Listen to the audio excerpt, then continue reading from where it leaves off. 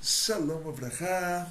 Hoje temos a honra da visita do Sr. Yosef, que veio de Sorocaba. Não, esse rock. Oh, esse é o cara que veio do Seu Roque. Seu Roque, onde tem a fábrica de vinhos Kasher. Pronto, isso. Temos a honra de ter a visita do Levi, professor de História, que veio nos prestigiar. E sendo que estamos falando aqui sobre História, eu levei um professor de História, eu vou contar para vocês qual é a diferença quando você ouve uma história no meio judaico, de uma fonte judaica, ou você ouve a mesma história de um livro de história de uma fonte laica. E para começar, contar para vocês uma historinha. O Rebbe de Lubavitch uma vez escreveu para um rabino que estava contando histórias hassídicas. E tinha uma história muito estranha. E o Rebbe falou, olha, essa história não aconteceu. Aí nos perguntamos como nós vamos saber se essa história aconteceu de verdade ou não. Se o próprio Rebbe contou a história, aí com certeza ela aconteceu, porque ele ouviu do Rebbe anterior, que ouviu do pai dele, que ouviu do avô dele. Essa história foi passando de pai para filho. Se a gente ouviu a história da vizinha, aí a gente não tem como provar que aconteceu. Então, a Haggadah de Pesach é a base da história judaica. A gente tem que contar a história para os nossos filhos. E essa Haggadah, ela começa nos contando toda a história do nosso povo, e como Deus deu a Torá no Monte Sinai, como Deus nos tirou do Egito. Uma vez alguém perguntou, pera, mas pode ser que a história é inventada? Uma história inventada, uma pessoa inventa.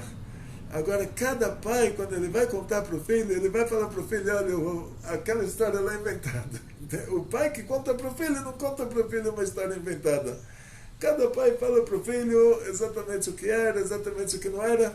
E o fato de todos os pais terem falado para todos os filhos da mesma maneira, isso para nós, quanto mais testemunhas tem que aquele caso aconteceu, quer dizer que o caso aconteceu de verdade. Então, por exemplo, a entrega da Torá. Deus se revelou para todo o povo de Israel, milhões de pessoas. E essas milhões de pessoas, eles contaram para os filhos, que contaram para os netos, que contaram para os bisnetos, que contaram para os tataranetos. Depois tem outras religiões, os cristãos falam lá que Deus se revelou para 10 pessoas, e os muçulmanos falam que Deus se revelou para uma, mas o que eles têm em comum? Que na hora que eles contam a história não encaixa. Porque Deus se revelou para milhões de pessoas e falou proibido roubar. Então não pode ser que depois ele próprio, pelas costas, mandou um contrato com um grupinho de 10 e depois os muçulmanos pegaram isso também. Eles falaram, já que dá para mudar o contrato, então mudou de novo. Agora mudou com um grupinho de 1. Mas já que dá para mudar de qualquer jeito, né? Então, se Deus quisesse mudar a história, teria que reunir a gente de novo, todo o povo de Israel, com todas as 10 tribos perdidas, reunir a gente de novo no Monte Sinai e falar, gente, vamos fazer um novo Deus me livre, um novo contrato, né? Então a base da história judaica, ela é chamada de Masoret. Masoret, hoje em dia a gente faz uma piada, a palavra Masor quer dizer serrote, né? Sim. Masoret quer dizer transmitir de pai para filho, transmitir de professor para aluno. E seitas dentro do judaísmo, que elas são contra o judaísmo, que elas não são facções do judaísmo, mas são facções contra o judaísmo, eles usam esse nome Masoret. É tipo para cacherizar. A mulher do Esav, ela se chamava Yudit. Yudit quer dizer judia. Mas para cacherizar toda a idolatria que ela fazia lá, ela falava, não, meu nome é judia. Então é isso que eu estou fazendo, acendendo incensos para a idolatria.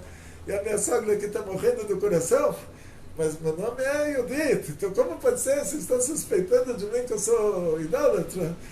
Então o que acontece?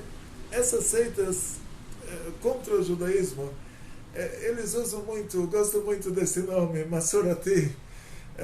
Tipo, eles estão recebendo o conhecimento da geração anterior e, na verdade, eles inventaram uma coisa nova. Inventaram uma coisa nova que não existia, inventaram uma nova religião, como o cristianismo inventou uma religião, e sendo que, para dar crédito para eles pegaram a nossa religião. Da mesma maneira que na história do bezerro de ouro, eles falaram, olha, Moisés morreu, então agora vão fazer um Deus novo. Então por que eles não falaram, olha, Moisés morreu, a religião anterior terminou, e agora vamos fazer uma nova religião? Porque na hora que saiu o bezerro de ouro, eles falaram, esse é o seu Deus que te tirou do Egito. Para dar legitimidade para o bezerrinho lá, senão que legitimidade ele teria? E eu falei, agora tá bom, a religião anterior que a gente tinha era muito boa, olha, ele fez milagres. E essa que só começou e já começou de 4 patas. Então ia perder a legitimidade. Então para não perder, para dar legitimidade, eles falaram, não, essa é a continuação. Está vendo? Aquele Deus que fez as 10 pragas no Egito, é esse aqui que tem as 4 patas. E é isso que o cristianismo fez, isso que o reformismo fez, isso que o islamismo fez, isso que essas seitas que se chamam Masorati, eles estão fazendo uma coisa dessas. Eles estão inventando uma religião nova, eles estão falando, olha, isso é Masoret, Masoret é a tradição que vem de pai para filho. Não tem nenhuma tradição no judaísmo de se inventar uma nova religião, ao contrário, é uma proibição de se inventar uma nova religião. Mas para dar aquela disfarçada, para falar, olha, está vendo o seu kasher? Eles chamam isso de Masorati. Aí a gente responde para eles, olha, a palavra Masor quer dizer tradição, Masoret. A palavra Masoret no feminino quer dizer tradição. A palavra Masor no masculino quer dizer o serrote. Então o que vocês estão fazendo? Vocês não estão repassando uma tradição, vocês estão cortando a tradição judaica em pedaços. Esse que é o assunto. Então, o que vem a ser para nós história? O Israel fazia parte do Império Romano. Então a gente sabe, toda a história do Império Romano a gente sabe como, porque éramos um Estado dentro do Império Romano.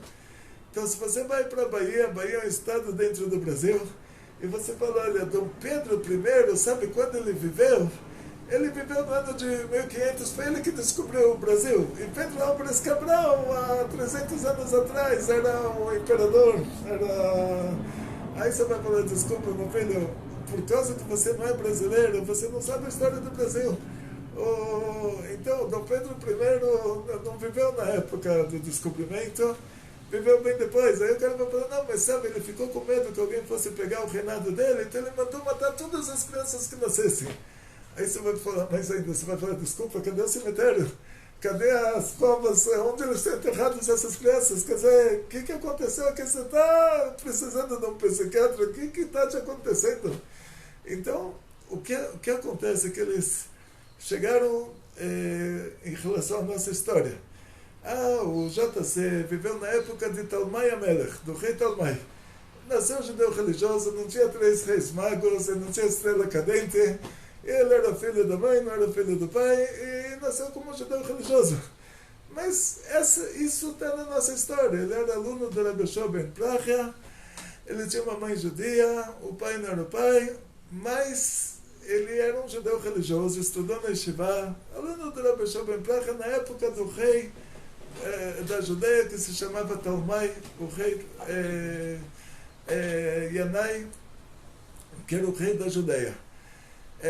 Então esse Yanai Amelech, ele perseguiu os sábios de Israel. Tem a história da perseguição em relação aos sábios. E esse rei da Judeia, que se chamava Yanai, ele era descendente dos Macabeus. E os Macabeus, eles não tinham direito de ter o reinado de Israel. O reinado de Israel devia ser da tribo de Judá, da Judeia. Então eles pegaram o reinado contra a lei judaica, e os sábios de Israel não aceitavam isso, então o Yanai estava sempre fazendo problemas para os sábios.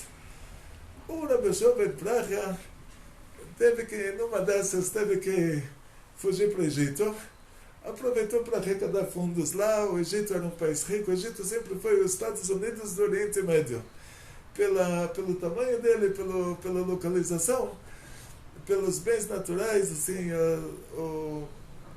as riquezas naturais relativas aos outros países do Oriente Médio, né? Não relativo ao Brasil, já é outra categoria. O Rebbe Shua ben Pracha levou o melhor aluno que ele tinha, judeu religioso, o JC, levou junto com ele. Chegaram na casa de uma, como se falou, uma milionária, né? Uma doadora. A doadora abriu as portas do palácio dela. O Rebbe Shua ben Pracha estava tão assim acostumado naquela pressão na Terra Santa. Na hora que ele viu isso, ele falou: uau, que beleza! Aí o JC fez uma observação sobre a parte de cima da cintura dela e o JC pensou que o Rebbe dele estava falando sobre a mulher. Aí o Rebbe dele, o Rebbe Shua ben Pracha, falou: desculpa, estou vendo um palácio e você está olhando para a mulher, você é o meu aluno aqui, que eu trouxe como exemplo, assim, olha que... Deus me lembra que a Torá pode se tornar um remédio para alguém e a mesma Torá pode se tornar um veneno. Então, os dois se desentenderam. A partir daí, já imaginamos o que aconteceu na continuação. O Yanai Melech, o rei dos Macabeus, ele precisava de uma, como se fala, legitimidade no poder. E essa legitimidade ele encontrou da seguinte maneira: ele falou: onde está escrito que a família do rei Davi, a tribo de Judá, eles têm que ser os reis de Israel. Talvez o Cohen, o sacerdote, tenha que ser o rei. E os nossos sábios falaram para ele: isso é Torá oral. O Yanai Melech falou: então, Torá oral, eu não aceito mais Torá oral. Então eu só vou acreditar na Torá escrita. E tinha o JC lá, que era um grande aluno, um grande rabino, então falou: já foi contratado, já está aqui. O rei acredita só na Torá escrita, já está o JC lá como hoje tem na campanha política, né? O bispo da cidade apoia o presidente, apoia o governador, então já dá um apoio. Então imagina lá, o Papa apoiando o presidente. Então já fica importante. Então já contrataram ele para essa... Eles não eram ainda idólatras naquela época, nem ele, nem os alunos dele. E depois já tudo virou uma idolatria muito grande. Coisa que começa errado. Então no começo eles começaram desqualificando os nossos sábios, falando: olha, interpretaram errado a passagem das bênçãos do Yaakov em relação à tribo de Levi. E, ou seja, assim, os sacerdotes que eles saíram da tribo de Levi, o Yaakov, quando deu a bênção para a tribo de Levi, tipo, excluiu eles. E quando deu a bênção para a tribo de Judá, falou que não vai terminar o reinado da tribo de Judá. Aí eles já pegaram alguém para interpretar isso diferente. Já mudaram a história. Tipo, e claro que quando uma coisa sai da nossa religião, a gente já não se relaciona mais. O mundo tem muitos habitantes, a gente não tem tempo para pegar uma vassoura e ficar batendo na escuridão. Nós acendemos uma luz, a escuridão desaparece por si só. Quem está interessado na luz, vem para a luz. Quem quer continuar na escuridão, fica na escuridão. A gente não tem tempo para ir lá bater na escuridão. Então, automaticamente, na hora que eles se separaram do nosso povo, já não temos tempo mais para cuidar disso. A gente continua reforçando o lado bom. Se passaram 150 anos, chegou a época do Herodes, JC já tinha ficado 150 anos para trás, algum interesse da época, e agora do outro lado, agora o interesse da capital. Antes era interesse do governo do Estado, que era o governo da Judeia, agora o interesse do governo federal. O imperador romano se sentiu em perigo, porque pela religião deles, se o imperador ele era um deus, quem conseguia assassinar o imperador era um semideus. Se tornava um semideus. Então era um troféu para a pessoa assassinar o imperador. Precisavam mudar de religião. Já tinham mudado uma vez, já tinham pego a religião dos gregos, não deu certo, deturparam ela ao máximo, não conseguiram fazer. Eles descobriram que o governo federal descobriu que na nossa religião o rei é nomeado por Deus. O profeta Samuel nomeou o rei Shaul, depois nomeou o rei David, ungiu o rei. Ninguém pode assassinar o rei, porque o rei é ungido pelo profeta, o rei é nomeado por Deus. Deus falou para o profeta, vai lá, unge o Davi para ele ser o rei de Israel. E então os comandos do governo federal gostou da ideia. Então já não era mais o governo estadual do Yanai Amelech, que já tinha passado 150 anos antes. Agora o Herodes era governo estadual a serviço do governo federal. O governo federal queria essa religião, melhor do que a religião dos gregos, mesmo que eles não se davam muito bem com a gente, mas de todos os estados do Império Romano, Israel tinha a religião que mais agradava o governo. Quer dizer, mais agradável não, resolveria totalmente o problema deles. Eles resolveram, então, fazer do cristianismo a religião oficial. Isso aconteceu na prática no ano 350, alguma coisa assim, quer dizer, uns 350 anos DC. O JC tinha vivido 150 anos AC. Então você imagina a distância. Aí eles inventaram uma história, eles falaram, olha, Herodes, sabe Herodes, o rei da Judeia, ele viu que o JC ia nascer, mandou matar todos os nenês. É como se eu te falasse, olha, sabe, Dom Pedro I, ele viu que o Dom Pedro II ia nascer, mandou matar todos os nenês. Me mostra agora as covas onde estão os ossos desses nenês. Na nossa história, quando acontece uma tragédia, os alunos do Rabi Akiva faleceram, 24 mil alunos adultos do Rabi Akiva faleceram entre Pesach e Lag BaOmer. Eu, como rabino de casamentos, eu não posso fazer um casamento nessa época, porque o nosso povo está de luto. O que é esse luto? Não que você vai ficar chorando no meio da rua, Deus me lembra, porque depressão não é luto.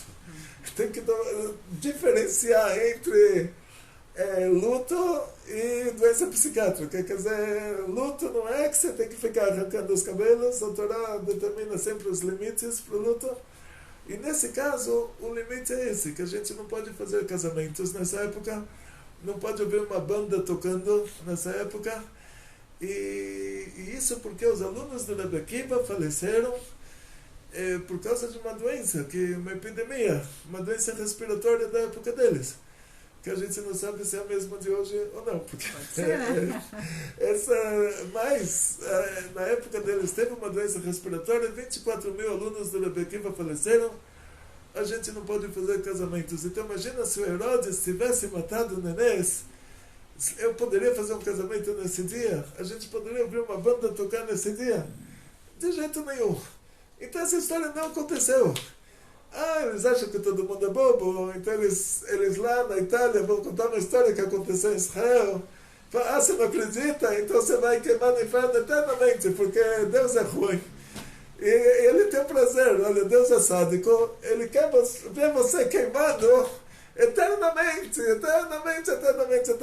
que nunca acaba. Quanto mais porque você melhor. que você não acreditou. Quer dizer, Deus tem um problema psiquiátrico aí na opinião deles, que é um masoquista, não, sadista, e que quer ver a pessoa eternamente queimando, porque não acreditou que o Herodes matou os nenês. Então, já para você ver com que a gente está tendo negócio, né? Quer dizer, eles determinaram a história. Então, que crédito eles têm para determinar essa história? Não é no país deles, não aconteceu no país deles.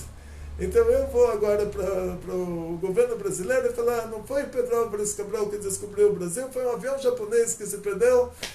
Mas não tinha avião naquela época, como você sabe? Se eu estou falando que tinha, senão você vai queimar no inferno eternamente. Entende? Quer dizer, isso que eles fizeram. Aí inventaram uma história que não aconteceu, que não tem na nossa história, que nós estávamos lá.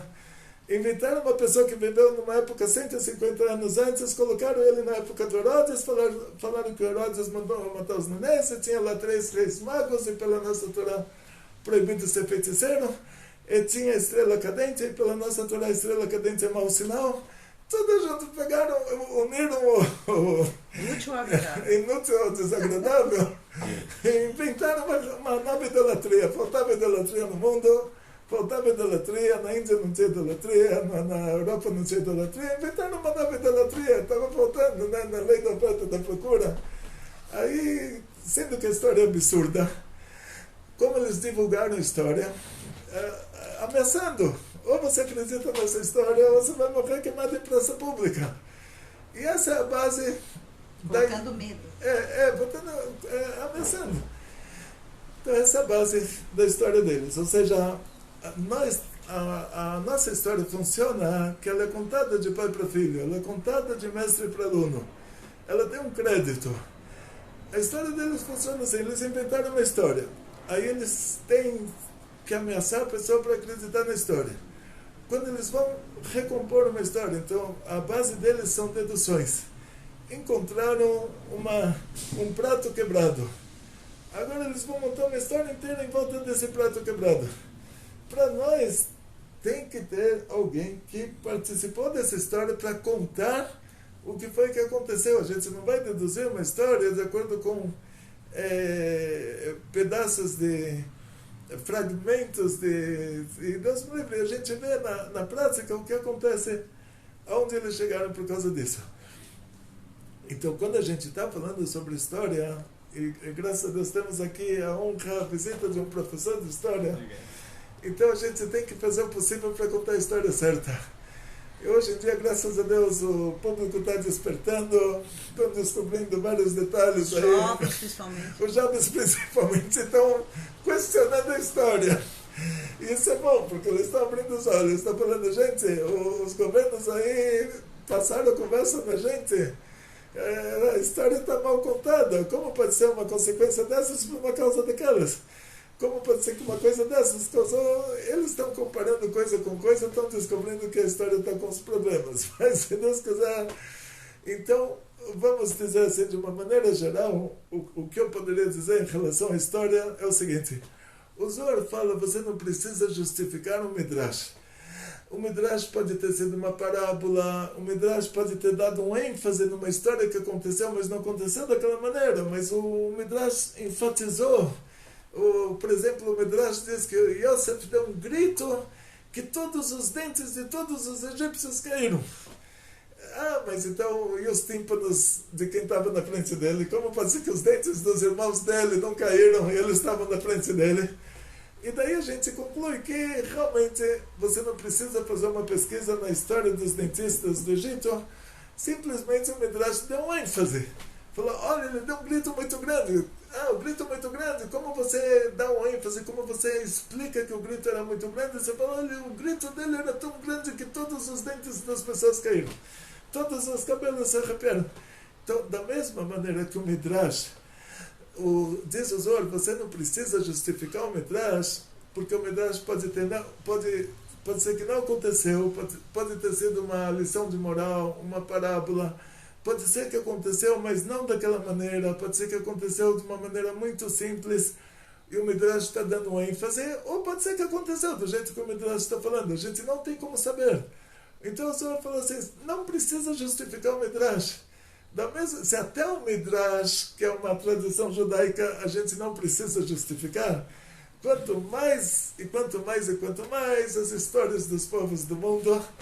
que a gente não precisa justificar. Então a gente fala assim, a historinha foi muito legal, se aconteceu ou não aconteceu, a gente não precisa justificar, não precisa comprovar que aconteceu. Uma história linda, Pedro Álvares Cabral se perdeu no meio do caminho, chegou no Brasil, uma história muito linda. Não precisa comprovar, não tem problema, não está me afetando. Na hora que eles pegam a história do Herodes, que é nossa história, aí sim, aí afeta a gente.